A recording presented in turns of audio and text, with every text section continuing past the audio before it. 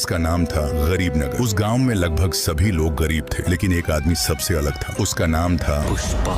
मैं झुकेगा नहीं। वह बहुत अमीर था, लेकिन उतना ही लालची भी। पुष्पा लकड़ी का बड़ा व्यापार करता था। वह पूरे दिन मजदूरों से जंगल में लकड़ियां कटवाता और फिर उन्हें शहर में ऊंचे दामों पर बेचकर खूब पैसा कमाता था। उसी के यहाँ टंग टंग नाम का एक गरीब आदमी काम करता था। टंग टंग ट्रक चलाने का काम करता था। उसके परिवार में उसकी पत्नी और एक छोटा बेटा था जिसका नाम राइस्टार था। पुष्पा टंग टंग को बहुत कम मजदूरी देता था, इतनी कम कि उसके घर का खर्च भी ठीक से नहीं चल पाता था। कई बार तो पूरा परिवार सिर्फ पानी पीकर सो जाता था। एक दिन टंग टंग अपने परिवार की हालत देखकर टूट गया। उसने सोचा कि आज वह मालिक से मजदूरी बढ़ाने की बात करेगा। जब वे लकड़ियां लेकर शहर जाने निकले तो टंग टंग हिम्मत करके बोला, मालिक, आप शहर में लकड़ियां बेचकर बहुत पैसा कमाते हैं। अगर हमारी मजदूरी थोड़ी बढ़ा दें तो हमारे बच्चों का पेट भी भर जाएगा। यह सुनते ही पुष्पा के अंदर गुस्से की आग भड़क उठी, लेकिन वहाँ बहुत सारे मजदूर मौजूद थे, इसलिए उसने अपने गुस्से को छिपा लिया। वह मुस्कुराकर बोला, ठीक है टंग टंग, मैं इस बारे में सोचूंगा। लेकिन उसके मन में कुछ और ही चल रहा था। पुष्पा,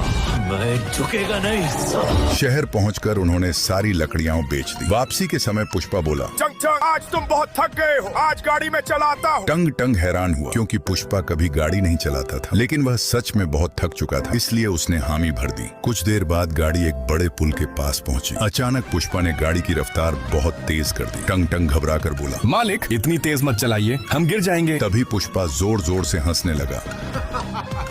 गिरेगा तो सिर्फ तू। यह सुनकर टंग टंग के होश उड़ गए। इससे पहले कि वह कुछ समझ पाता, पुष्पा चलते हुए गाड़ी से खुद उतर गया और टंग टंग समेत गाड़ी नदी में जा गिरी। पुष्पा हंसते हुए बोला, मुझसे मजदूरी बढ़ाने की बात करता था, अब हमेशा के लिए सो जा। उसे लगा कि यह सब किसी ने नहीं देखा, लेकिन वह गलत था। यह पूरी घटना दूर खड़ा राइस्टार देख रहा था, क्योंकि सुबह टंग टंग ने अपने बेटे से कहा था, बेटा, अगर आज मेरी मजदूरी बढ़ गई तो मैं लौटकर तुम्हें बहुत अच्छा खाना खिलाऊंगा। तुम पुल के पास मेरा इंतजार करना। अब राइस्टार की आंखों के सामने उसके पिता की मौत हो चुकी थी। उसकी आंखों में आंसू थे, लेकिन दिल में बदले की आग जल उठी थी। क्या राइस्टार अपने पिता की मौत का बदला ले पाएगा? जानने के लिए इंतजार कीजिए पार्ट 2।